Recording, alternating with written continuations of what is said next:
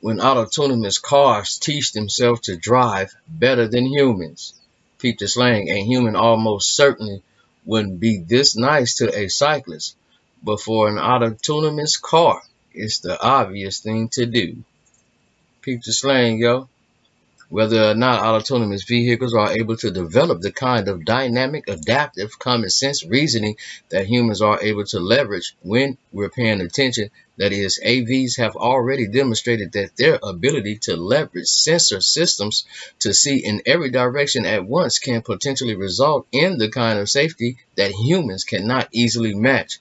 Peep the slang. The trouble is that in many cases, AVs learn how to drive by observing human drivers. So if we're teaching them, how can they effectively leverage their superior hardware into superior safety?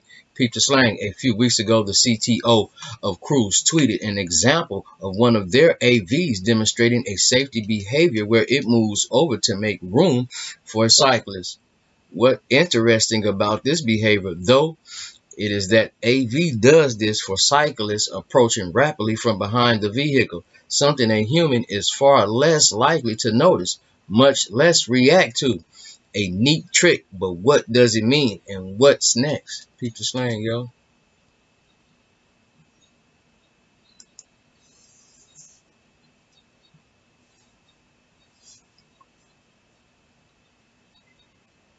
See a second.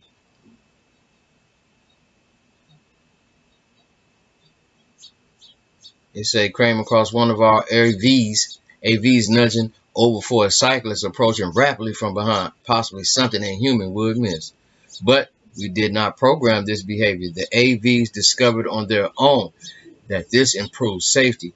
What other tricks will they learn? Man, peep the slang, that's neat. In the video above, as the cyclist approaches from the rear right side at a pretty good clip, you can see the autonomous vehicle pull to the left a little bit, increasing the amount of space that the cyclist can use to pass on the right. See?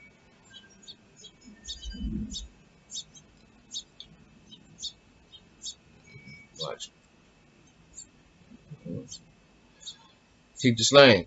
One important question that we're not really going to tackle here is whether that is even a good idea in the first place. Since a cyclist, I personally prefer that cars be predictable rather than sometimes doing weirdly nice things that I might not be prepared for. But that's one of the things that makes cyclists tricky. We're unpredictable, and for AVs, dealing with unpredictable things is notoriously problematic. Cruise approach to this, explains Rashid Haq, VP of Robotics at Cruise, is to try to give their autonomous system some idea of how unpredictable cyclists can be, and then plan its actions accordingly. Cruise has collected millions of miles of real-world data from its sensorized vehicles that include cyclists doing all sorts of things, and their system has built up a model of how certain it can be when it sees a cyclist. It can accurately predict what that cyclist is going to do next. Keep the slang, though. There's some uncertainty of what a cyclist is likely to do just based on their intent. And then there's the potential for them to fall over and things like that, Hack says. So if you have historical data that helps you understand how cyclists are likely to behave, along with these potential other things that may happen with cyclists, then these new behaviors will emerge from the objective of safety, essentially based on its understanding of the unpredictability of cyclists. The Cruise AV determined that the probability of a safe interaction is improved when it gives cyclists more space. So that's what it tries to do whenever possible. This behavior illustrates some of the critical differences between autonomous and human-driven vehicles. Humans drive around with relatively limited situational awarenesses and deal with things like uncertainty primarily on a subconscious level. AVs, on the other hand, are constantly predicting the future in a very explicit ways. Humans tend to have the edge when something unusual happens because we're able to instantly apply a lifetime's worth of common sense knowledge about the world to our decision-making process. Meanwhile, AVs are always considering the safest next course of action across the entire space that they're able to predict. I think a lot of these emergent behaviors are based on the kind of data that we're observing. And then when we're applying our objective of safety, it comes out of that process, says Hawk. Behaviors like these go well beyond cyclists, of course, and as the cruise system accumulates more data about uncertain events, it'll become better able to predict when to add in those extra margins of safety.